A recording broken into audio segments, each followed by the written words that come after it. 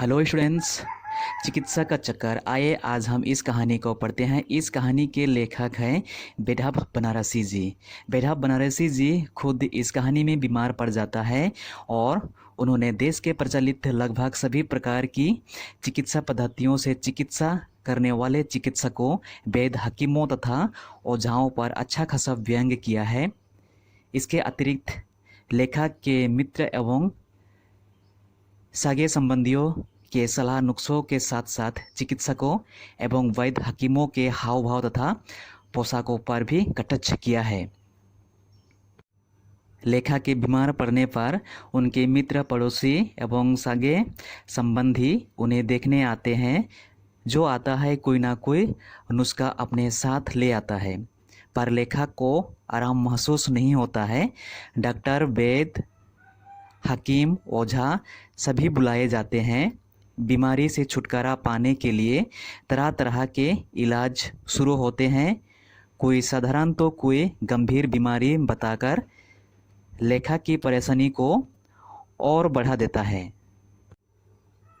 कोई चुड़ैल अथवा ऊपरी हवा का प्रकोप बताकर उटपटंग टोटके करने की सलाह देता है, तो कोई पायरिया बताकर लेखक के सारे दांत तुड़वा देने की सलाह देता है।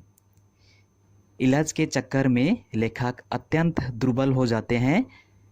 सैकड़ों हजारों रुपये खर्च करने पर भी उनकी बीमारी दूर नहीं होती है। अंत में अपनी पत्नी की सलाह पर लेखक निश्चिंत होकर ढंग से खाना खाने लगते हैं और 15 दिनों में पूरी तरह तंदुरुस्त हो जाते हैं।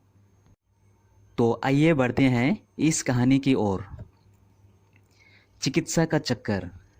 मैं बिल्कुल हट्टा कट्टा आदमी हूँ। देखने में मुझे कोई भला आदमी रोगी नहीं कह सकता। मेरे आयु लगभग 35 वर्ष की है। आज तक कभी बीमार नहीं पड़ा। लोगों को बीमार देखता था तो मुझे बड़ी अच्छा होती थी कि किसी दिन मैं भी बीमार पड़ता तो अच्छा होता।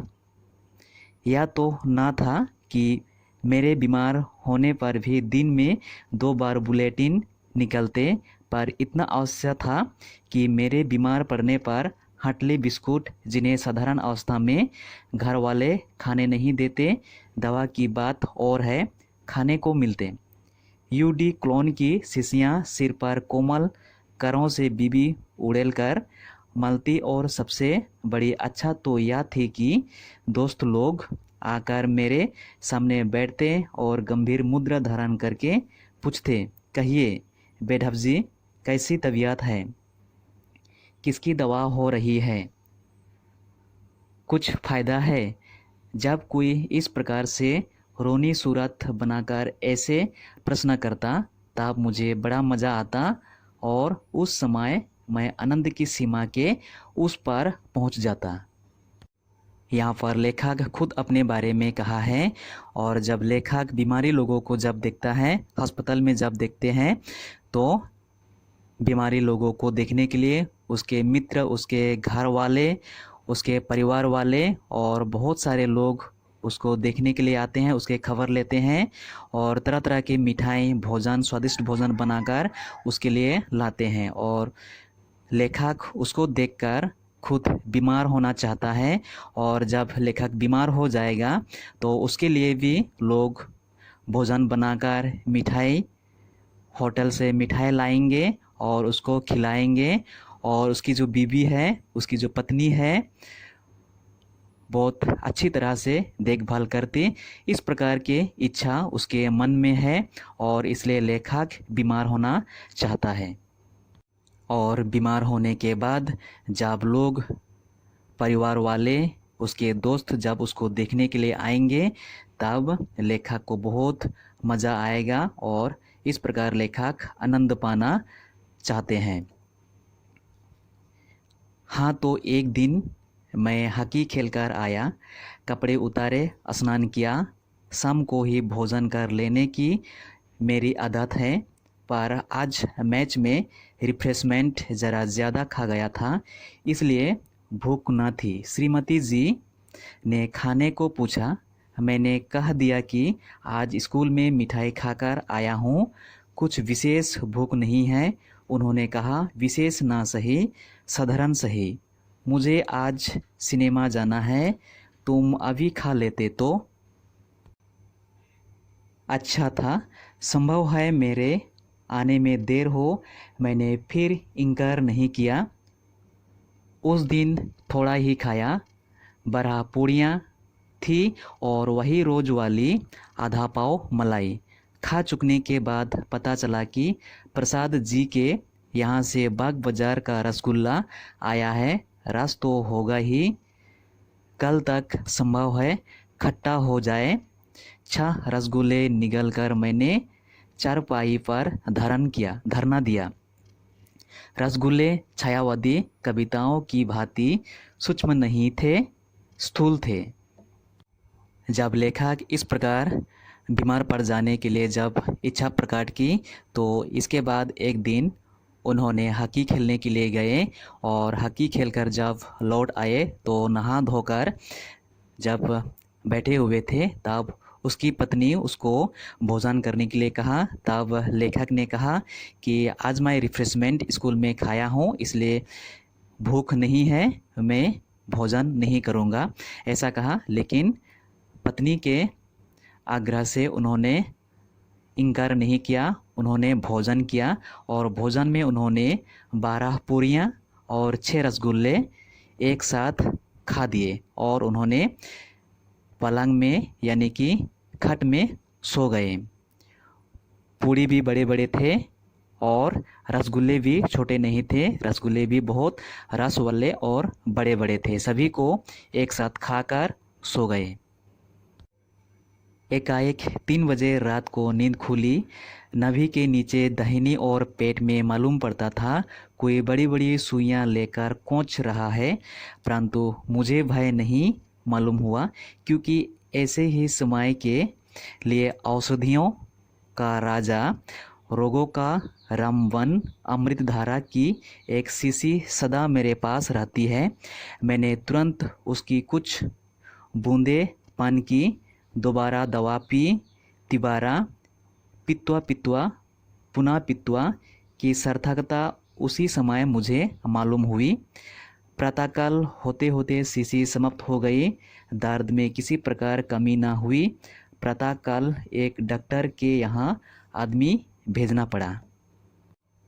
जब लेखक 12 पूड़ियाँ और रसगुल्ले, बड़े बड़े रसगुल्ले जब खाकर सो गए थे तब दूसरे दिन 3 बजे रात को नींद से जागे और तभी उसको पता चला कि पेट में नाभि के नीचे कुछ मालूम पड़ता था, यानी कि पेट में कुछ दर्द सा मालूम होता था और उसके पेट में कोई सुई, उसके पेट में कोंच रहे हैं, इस प्रकार से कुछ उसको पता चला, महसूस हुआ।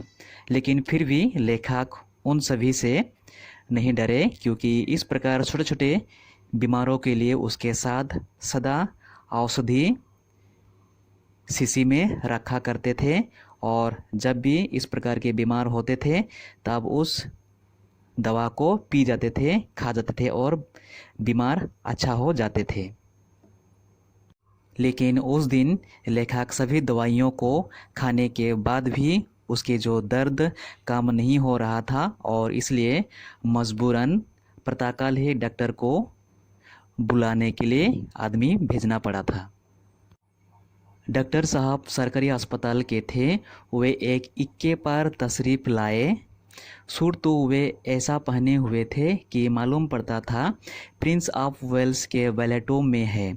ऐसे सूट वाले का इक्के पर आना वैसा ही मालूम हुआ जैसा लीडरों का मोटर छोड़कर पैदल चलना। मैं अपना पूरा हाल भी ना कहने पाया था कि आप बोले, जुबान दिखलाइए। प्रेमियों को जो मज़ा प्रेमिकाओं की आँख देखने में आता है, शायद वैसा ही डॉक्टरों को मरीजों की जीभ देखने में आता है। डॉक्टर महोदय मुस्कुराए, बोले, घबराने की कोई बात नहीं है, दवा पीजिए तो खुराक पीते पीते आपका दर्द वैसा ही गायब हो जाएगा। जब लेखक ने डॉक्टर को बुलाने के लिए आदमी भेजे थे तब डॉक्टर साहब आए, लेकिन डॉक्टर साहब सरकारी अस्पताल के थे और डॉक्टर साहब इक्के यानी कि घोड़ा गाड़ी में आए थे। और जैसे ही उसके पास आए तब लेखक को उन्होंने अपना जीभ दिखाने के लिए कहा और डॉक्टर साहब अच्छी तरह से जीभ देखने के बाद लेखक को कहा कि परेशानी की कोई बात नहीं है, आप बहुत जल्दी ही ठीक हो जाएंगे, बस मैं आपको कुछ खुराक पीने के लिए दूंगा और उसको पीते ही आपकी ये जो बीमार चुटकी में दूर हो जाएगी। जैसे हिंदुस्तान से सोना गायब हो रहा है, मैं तो दर्द से बेचैन था। डॉक्टर साहब साहित्य का मज़ा लूट रहे थे। चलते चलते बोले, अभी अस्पताल खुलाना होगा, नहीं तो आपको दवा मंगानी ना पड़ती। खैर, चंद्रकला फार्मेसी से दवा मंगवा लीजिएगा, वहाँ दवाइयाँ ताज़ी मिलती है। बोतल में पानी गरम करके सेकिएगा। दवा पी गई, गरम बोतलों से सेंक भी आरंभ हुई। सेकते सेकते छाले पड़ गए पर दर्द में कमी ना हुई। जब डॉक्टर साहब उसको कहा था कि ये जो खुराक पीते ही आपका ये दर्द गायब हो जाएगा, जिस प्रकार हिंदुस्तान से सोना गायब हो रहा है उसी प्रकार आपका ये दर्द आपके शरीर से दूर हो जाएगा। और डॉक्टर साहब ने कहा अभी तो अस्पताल बंद है, तो अभी आपको फार्मेसी से ही दवा मंगवाना पड़ेगा और उस दवा को गर्म पानी के साथ आप पिएगा तो आपका ये जो दर्द दूर हो जाएगा, ऐसा कहा। लेकिन लेखक ने जैसा डॉक्टर ने कहा वैसा ही किया, लेकिन उसका जो दर्द कमी ना हुई, उसका दर्द जैसी कि तैसी ही रही। दोपहर हुआ, शाम हुई, पर दर्द ने मुझसे ऐसा प्रेम दिखलाया कि हटने का नाम दूर। लोग देखने के लिए आने लगे। मेरे घर पर मेला लगने लगा। ऐसे ऐसे लोग आए कि कहाँ तक लिखूं। हाँ, एक विशेषता थी, जो आता एक ना एक नुस्खा अपने साथ लेता आता था। किसी ने कहा अजी कुछ नहीं, हींग पिला दो। किसी ने कहा चूना पिला दो। खाने के लिए सिवा जूते के और कोई चीज़ बाकी नहीं रह गई जिसे लोगों ने ना बताई हो। इसका मतलब बीमार लेखक को देखने के लिए तरह तरह के बहुत दूर दूर से लोग आने लगे और लेखक को ऐसा लग रहा था उसके घर में कोई मेला हो। लेकिन जो कोई भी आते थे उसके साथ नुस्खा यानी कि दवाइयाँ ज़रूर लेकर आते थे। और बहुत सारे लोग ने कहे कि यह बीमार कुछ भी नहीं है, ये चुटकी में अच्छा हो जाएगा। और किसी ने कहा इसे हींग पिला दो और किसी ने कहा चूना खिला दो। इस प्रकार सभी लोग अपने अपने तरीके से दवा के रूप में सब कुछ खाने के लिए कहा, लेकिन फिर भी लेखक का जो दर्द था, दर्द कम होने की कोई संकेत नहीं दिखाई दे रही थी। 3 दिन बीत गए, दर्द में कमी ना हुई। लोग आते मुझे देखने के लिए, पर चर्चा छिड़ती थी प्रसाद जी का अमोघ नाटक रंगमंच की दृष्टि से कैसा है। राय कृष्णदास हफ्ते में 9 बार दाढ़ी क्यों बनाते हैं। मुझे भी कुछ बोलना ही पड़ता था। ऊपर से पान और सिगरेट की चपत अलग, भला दर्द में क्या कमी हो। इस प्रकार लेखक बीमार में पड़े।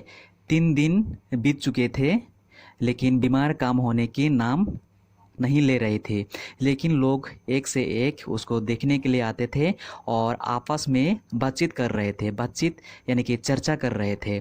उसी बीच लेखक को भी कुछ बोलना पड़ता था और ऊपर से उन सभी लोगों को खर्चा भी देना पड़ता था। जैसे तांबुल पान सिगरेट आदि वे लोग पीते थे और उन सभी को तांबुल पान सिगरेट आदि खिलाकर विदा देना पड़ता था। और ऊपर से लेखक बहुत परेशान था।